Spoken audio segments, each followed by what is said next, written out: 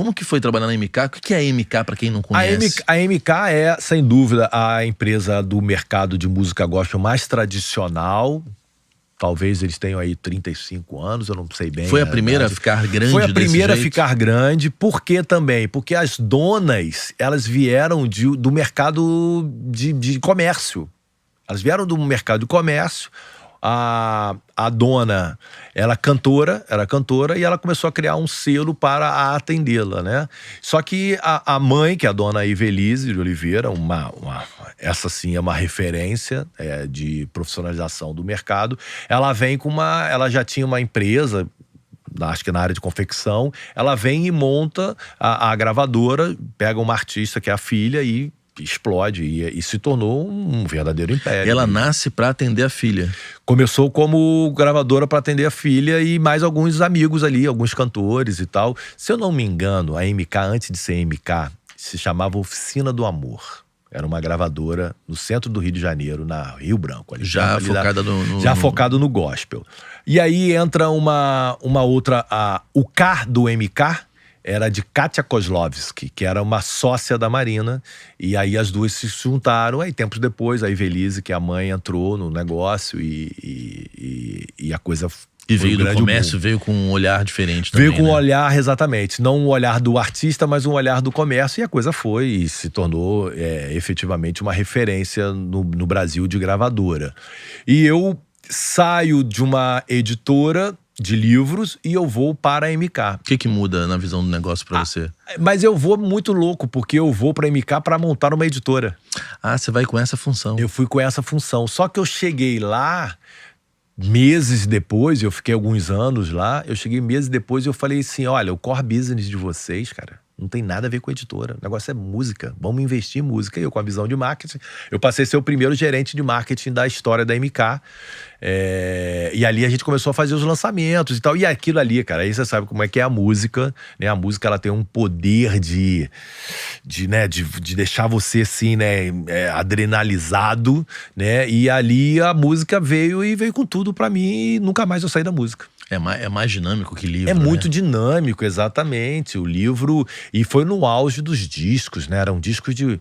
Eu me lembro que nessa época a artista se negava, no secular, se negava a ir no programa de televisão para receber disco de ouro. O cara só queria ir para cima de disco de platina. Que loucura, né? Muito doido, né? 100 mil cópias na época o disco de ouro. Nessa época da MK, qual era a rede, por exemplo, de programa de TV para sítio? A MK tinha um próprio canal. Eu me lembro disso. Um próprio, que era o Conexão Gospel. Eles sublocavam um horário. Era um horário na Manchete. Né? Exatamente. Na TV Manchete. Olha que louco, era domingo à tarde. As pessoas saíam do culto, iam para casa almoçar e assistir o programa. E o programa era uma explosão de audiência. E eles tinham, no Rio de Janeiro, a rádio El Shaddai, 93,3, que era uma rádio também FM fortíssima. E o Rio de Janeiro é a capital cultural do país.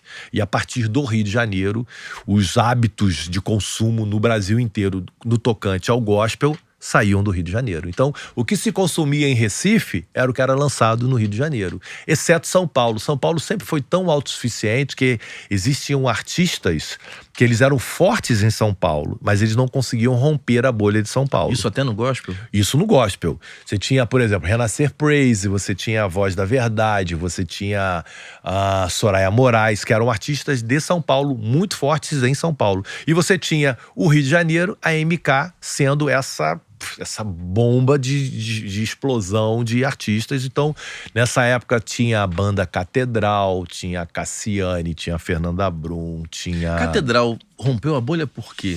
Porque eu não era crente Catedral e eu comprava o disco do Catedral. Catedral foi a primeira banda, o primeiro artista gospel que fez o crossover, né? Que fez a passagem. Eu comprava os discos.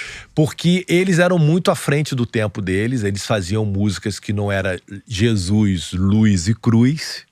Não eram essas as rimas. Eles falavam sobre o amor de Deus, mas o amor entre pessoas. Eles falavam sobre o respeito, eles falavam sobre a corrupção de Brasília. Eles falavam sobre coisas do dia a dia.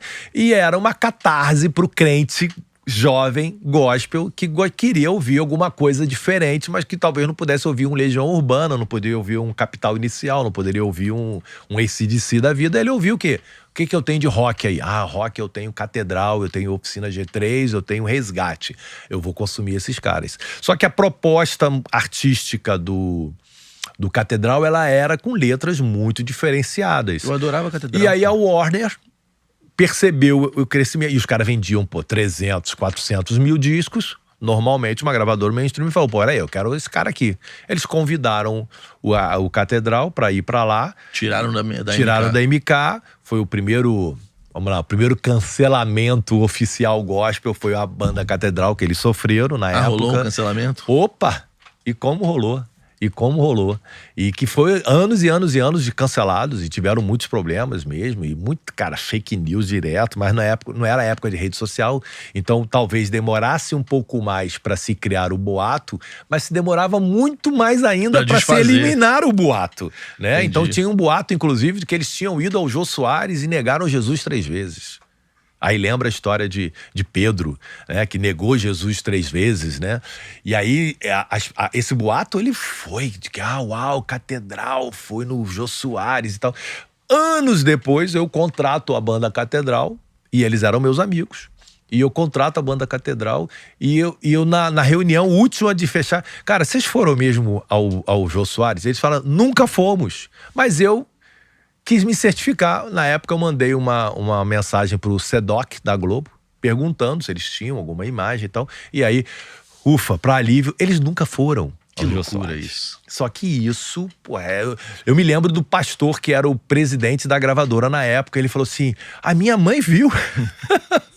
Ele falou assim, a minha mãe viu. Eu falei assim, pastor, não viu, cara, eles nunca foram. Então, não viu? Ah, então alguém falou. Então o cancelamento na época foi absurdo. E eles se tornaram uma referência. Então na época da MK você tinha... Fernanda Brum, você tinha Grupo Voices, você tinha a própria Marina, você tinha artistas muito grandes, muito grandes. Então a MK, sem dúvida nenhuma, foi a gravadora que me trouxe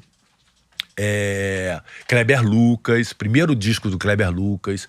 Então foi a gravadora que me falou assim, olha, tem um mercado de música que é muito interessante, que não tem nada de marketing, e nós vamos fazer. Então ali eu fiz lançamentos, fizemos turnê de lançamento, tudo que no gospel nunca houve.